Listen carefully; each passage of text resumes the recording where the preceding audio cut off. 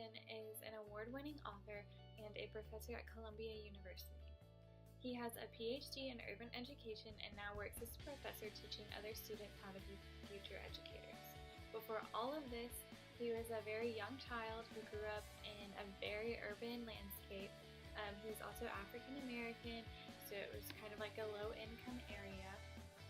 And so he did go to college, and after college he graduated and started teaching at urban schools and interacting with kids who were just like he was when he was their age.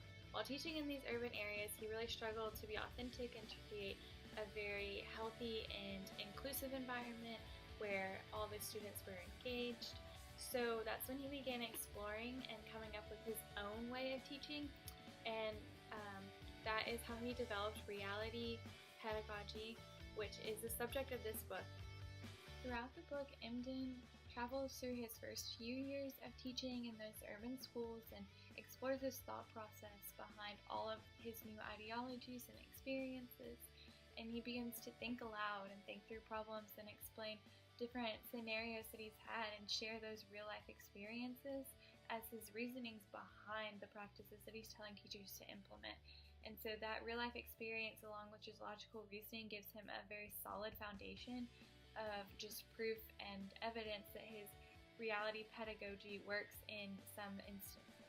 Now to discuss his pedagogy. Emdin chooses a unique approach and word to describe the young urban students that he's talking about. The word neo-indigenous. This is a play on the word indigenous, which is often used to refer to native populations within a community, country. So oftentimes we think of the Aborigine in Australia or the Native American Indians here in America.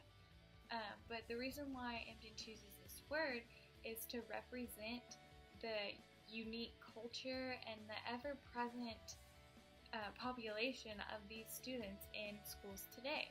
And so this word prompts the reader to reflect on how exactly they view the students as well as how society views the students, and really think about where Emdin might be going with this book and how he's going to advocate for a classroom setting that actually develops and thrives on this neo-indigenous culture.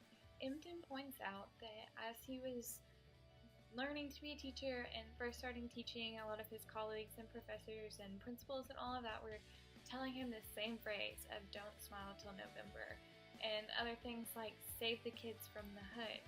And you notice that none of it was about the students, it wasn't about their culture, but it was about how much he should be disciplining and focusing on giving them that education because they need it to get out of the hood and to save themselves. But this whole time he was learning that this process of focusing so much on just teach was actually hurting him and his students, and he was becoming disengaged, the students were becoming disengaged. And a cool moment that Emdin had that really changed his philosophy and his idea about teaching was he was so overwhelmed with lesson plans, and he looked out the window and he saw students just playing basketball and having fun, and he actually just left the lesson planning and went to play with them. And that's when he was invited into their society. He was invited into their culture and the place and the space that they live in, and he got to see their emotions and their interactions and the networks that exist and the culture. And once he saw that and was able to implement it in his classroom, that's when himself and his students really started to thrive and they started to learn. By incorporating elements like rap ciphers and fashion and call to the altars from church into the classroom, Emdin has proved that those ways are successful and solid in getting the engagement up in the students. He also suggests co-teaching and making lesson plans for homework and taking on different roles and actions. And one of the most important and greatest parts of his book is the fact that he emphasizes that everyone has to be a teacher and a learner. It can't just be someone preaching at people, but it has to be learning from one another and embracing differences. So Emdin just encourages teachers to take on this new philosophy and ideas of teaching and just experiment and learn the different ways that they can create a more engaging classroom that's more helpful for these neo-indigenous students.